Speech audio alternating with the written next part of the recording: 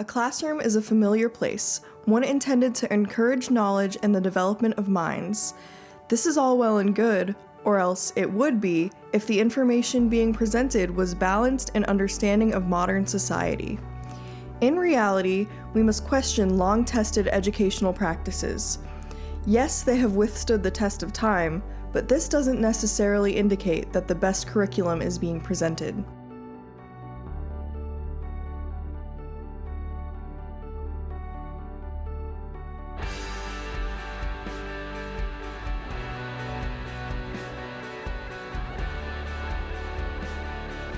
You might think that our students are being taught with their best interests in mind, but much of the material has devolved into what looks to be a political agenda. Is it moral to teach bias as fact? Are we protecting our youth by sheltering them, or are we putting them in danger?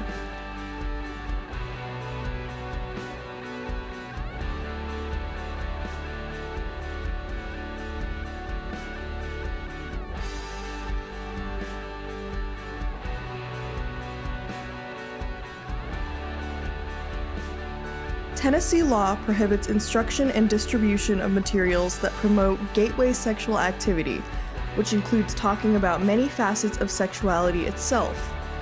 On the contrary, everything that is taught must be abstinence-centered, with no mention of activities otherwise, even when related to protection. Though some supporters are adamant that the current abstinence-only education is effective, the statistics prove otherwise.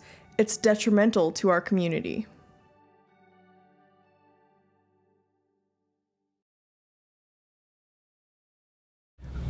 My experience with sex ed was pretty brief. I was in a lifetime wellness class my sophomore year, and we were dragged to the auditorium for a class period session. I didn't retain much of it, but I just remembered that I didn't really gain anything out of it. We felt pretty let down, actually, by the Knox County school system. I was really disappointed in the sex ed program. I actually believe that I had a better sex education program in my high school in the 1970s in New York State than my children had. We moved here in 2000. The health classes that I've been in and completed, about 4 of them now, have never really covered sex ed. They've done the whole, this is a vagina, this is a penis, and then class is over, and that's basically it. We're shown a very, hey, this is what the Bible says, so we should kind of filter that out into schools and present that as a moral standard. Religion shouldn't be put in the classroom at all, so when they're saying abstinence is key, you hear the religion in that, and I don't think that's something that we should even focus on. It's not effective, it's not supportive, nor is it comprehensive, and it does not educate people about what they should and shouldn't do. You know, they didn't talk much about protection, just don't do this, wait till you're married. You know, not everyone, believes in that. My experience was mostly limited to worksheets that I remember filling out, and mainly we just copied everyone's answers, no one took them seriously. And then we watched a home birthing video at one point. I made my nose bleed so I could get out of it. It was very minimal, and it was a little bit sexist. There was this man he came in and he made, right off the bat, he made a rape joke. And this was a couple years ago, so it's not super fresh, but he basically just kind of preached abstinence, and he made it all very funny. And he opened it up with a very sexist and very derogative joke about rape victims. I myself being a rape victim, it hit a lot of girls at home, it hit guys at home, and they may or may not have been rape victims themselves. But for me, I didn't want to deal with it. I stood up and I looked my teacher in the face and said, you can send me to the office, you can write me up, I don't care, I'm out. Clearly, he's not benefiting anyone. He was just dropping all these slut-shaming jokes, and at one point he made a rap degrading girls and trying to tell them that they will be slutty if they engage in premarital sex. So kids thought it was hysterical because he was making all of these little pervy jokes that they weren't used to adults making, but they didn't realize that they weren't getting any information out of it. And by the end, you realize that he basically puts all of the responsibility on the girls. I feel like the curriculum kind of just makes it very hush-hush, don't talk about it, just don't do it, it doesn't exist, and that's not true. I don't think abstinence is key should be the main subject of any lesson plan. While that can be a good option for some people, it is not the only option. Because I feel like my school and other schools don't promote like talking about it and where to go. I started puberty really early, and that was before anyone ever talked about it in elementary school, and I had no idea what was happening. So I had to turn to the internet, which is scary for a child and was not the right option. Students shouldn't have to come and ask another student, an older student, questions that aren't covered in there. They're definitely pushing students in the direction they want to push them and not realizing, hey, this is an organic, different thing for different people. It is not inclusive of people with different sexual orientations and genders. Same-sex couples are completely and utterly ignored. This one girl asked at what point gay couples can have sex, and he was just like stammering. He was like, when they get really close. In the state of Tennessee, you are allowed to teach things that are not completely medically accurate if you say them with conviction. It's just mind-boggling to me that you're able to feed very impressionable developing people lies about the body that they've had to live with and they will have to live with, and bodies that they'll have to interact with, something so monumentally important they're being lied to about.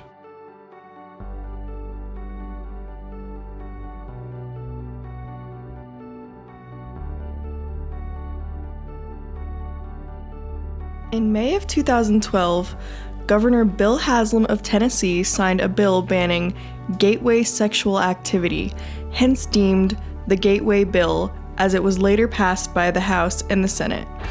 This bill changes what is known as the Family Life Curriculum, ensuring that said curriculum is entirely abstinence-centered.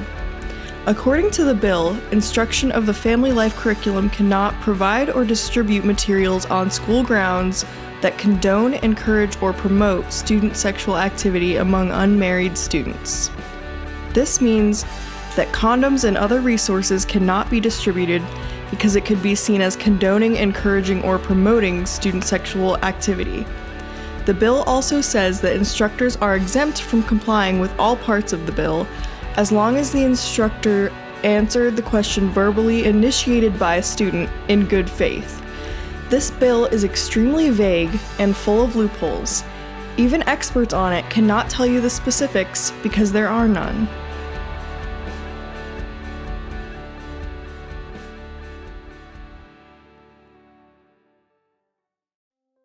In 2009, 38% of female high school students and 39% of male high school students reported being currently sexually active. Tennessee's teen birth rate currently ranks 7th in the United States. Tennessee ranks 8th in cases of HIV infection, 8th in cases of chlamydia, 4th in cases of syphilis, and 11th in cases of gonorrhea. Researchers who studied the National Survey of Family Growth found that teens who received comprehensive sexuality education were 50% less likely to experience pregnancy than those who received abstinence-only education. There is no evidence to date that abstinence-only until marriage education delays teen sexual activity. Moreover, research shows that abstinence-only strategies may deter contraceptive use among sexually active teens, increasing their risk of unintended pregnancy and STIs. Abstinence-only education, while having proved itself to be ineffective, is also exclusive to certain groups of people. It caters only to Christian, cisgender, or non-transgender, heterosexual students, which is not at all a realistic view of the student body. A great many things need to be changed about the current sex ed curriculum, unfortunately. First and foremost, it needs to be factual. Giving correct statistics would help. I'd say start as early as kindergarten, and then from there, develop it. We just had that conversation earlier and then kept going on it instead of having it once, being like, that's it, that's all you get. We should be protecting young people. They need to learn about how to have safe sex, and they need to know, like, genuine information about STDs. Educating young people about predators, educating people about how Facebook and Twitter and other forms of social media can create bad situations for them. I feel like we need to have a focus on other sexualities, especially with the passing of gay marriage. Sex ed that addresses everyone's sexualities. We also should be making sure that children are educated about alcohol and drugs, both independent of the sex issues, but also as part of issues relating to sexuality. We should actually be learning about sex and how to be safe with sex. What really needs to change is an actual education of all the different contraceptives, all the different types of birth controls, the ring, the patch, the shot, the pill, condoms, lube. They need to tell them how to properly have sex. Even though it's an awkward subject of sex education, it's just going to be more awkward by not talking about it. Honestly, sacrifice a banana and a condom. Diversify the education instead of down one street. I definitely think that outside people coming in is definitely helpful, and having different point of views coming in is good. Have like flyers around the school or like in the guidance office saying like what you can do if you do get pregnant at 16 or if you do get an STD. We need to get rid of the taboo surrounding sex.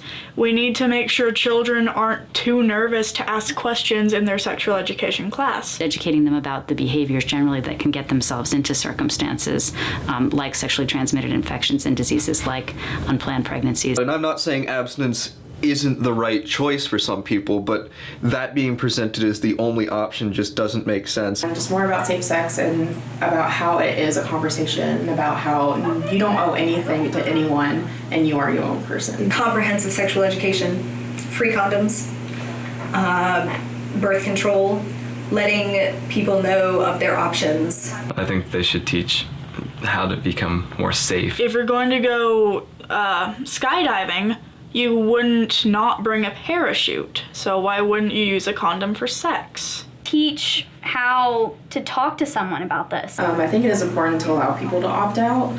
I don't think anyone should be forcing anyone into a conversation they're not ready to have. We need to teach consent and general anatomy.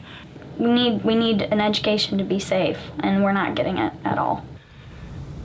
We just need to be taught to love ourselves. We're developing at that age where we're taught sex ed both mentally and physically at a ridiculous rate, and we're asked to put up with all of this and then are given pretty shallow and one-sided information, which is bad in and of itself, but we're also taught to feel ashamed if we don't do whatever somebody wants. And there are so many somebodies telling us what to do, it's impossible not to feel bad. So it's some people might not take it as related to sex ed, but I really think it is. In terms of your mind and your body and just your relationships with others, we need to be taught, hey, love yourself because you're great. That's true of everyone.